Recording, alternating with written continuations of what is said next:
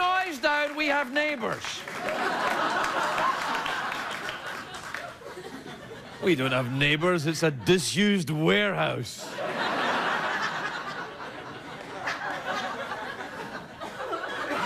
High above Los Angeles.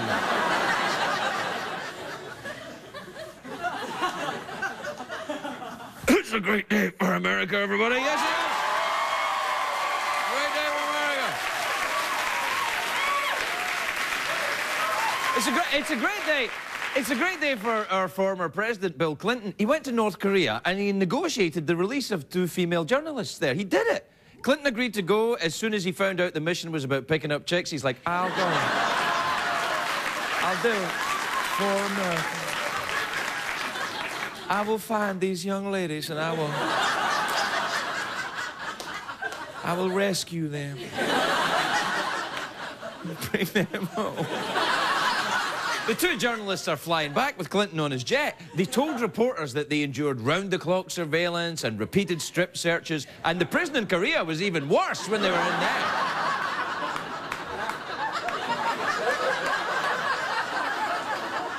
I like the ladies.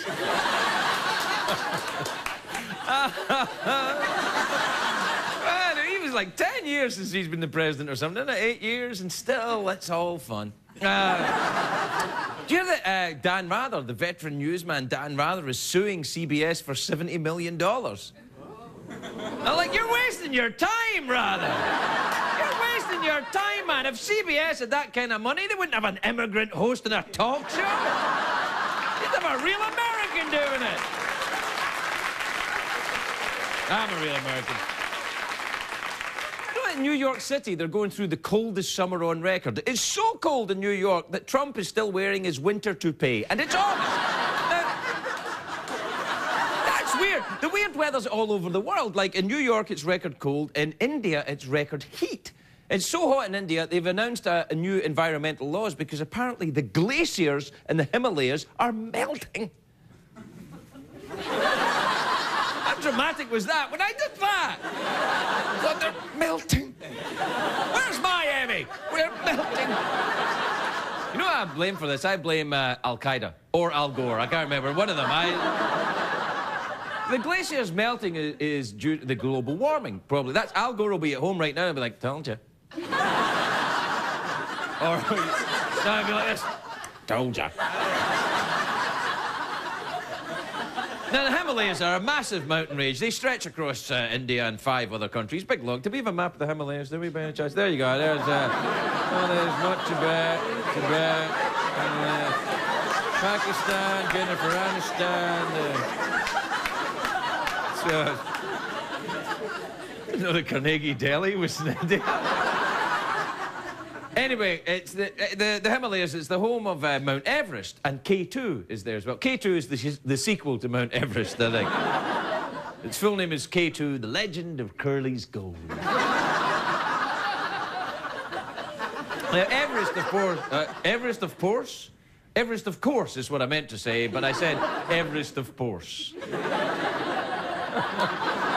I don't know why I think that's funny, but it is. Maybe it's funny because we can edit it out. Oh, no, we can't because it's live! Oh, no! A guy made a mistake. What'll we do? Just put it on the air because we don't have $70 million to give away.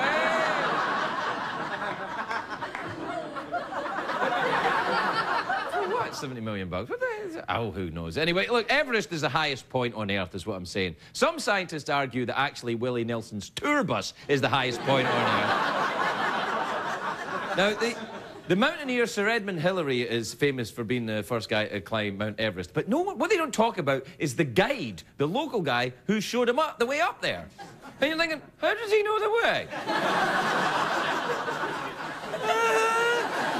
It's true, there was a guy, a Sherpa, a local guy, who was named Tenzing Norgay. He had to carry Sir Edmund Hillary's stuff. You know, his tennis racket, his tea-making equipment and everything.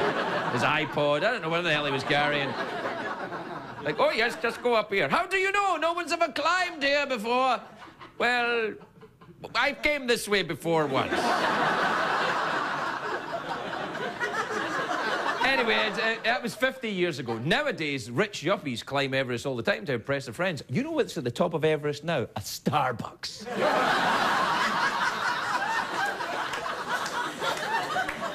You'd never... You'd never get me to go mountain climbing. I couldn't take that. All those strained muscles and men climbing up ropes and another guy's butt in your face. You know?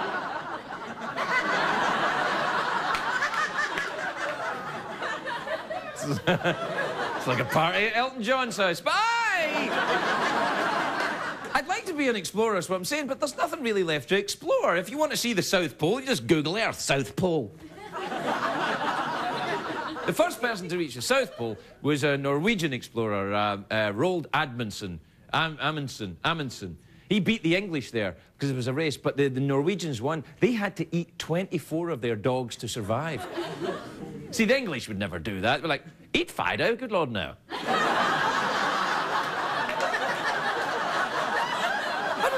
sorry, I don't quite understand. You want me to eat the dog? I don't eat meat unless it's in a pie. I couldn't eat the dog. I'd rather die than eat the dog.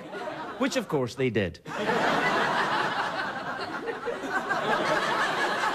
Now, the Arctic explorer, it was an Arctic explorer called Ranulph Fiennes. He's related to the actor Ralph Fiennes. He had a very strange accident in the Arctic. He was peeing in a bottle, and he... This is true. I'm not making this up. It's not like I'm making stuff up. Well, sometimes I make stuff up, but this isn't. This is true. He was peeing in a bottle in the Arctic, and the side of his pee-pee touched the bottle, which at these desperately cold temperatures, it got terrible frostbite. You had to cancel the expedition, which begs the question, you're in the middle of the Arctic. Why are you peeing in a bottle? You can pee anywhere you like. You can write your name, you can spin around. There's nobody there. There's nobody there in the Arctic. See, have a pee anywhere you like. You could do more than that if you wanted. Who's going to see you? A Yeti? The explorer speaking of... I mean, that's not right. A Yeti wouldn't talk like Scooby-Doo. Yeti's Indian. And if he's Indian, what the hell's he doing at the North Pole? He likes to travel. Look, I don't know. Anyway, the Yeti. You know the Yeti? Yeti, it lives in the Himalayas. It's basically Bigfoot with hard nipples is what it is.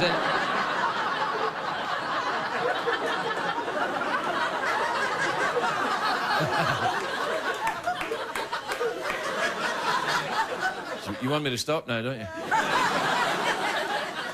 I want to stop too, but I can't. I can't stop. But I don't want to get sued. $70 million? Have CBS really got $70 million? No, they haven't got $70 million. If the CBS have got $70 million, I want about 40 for new windows. Not 40 million, $40.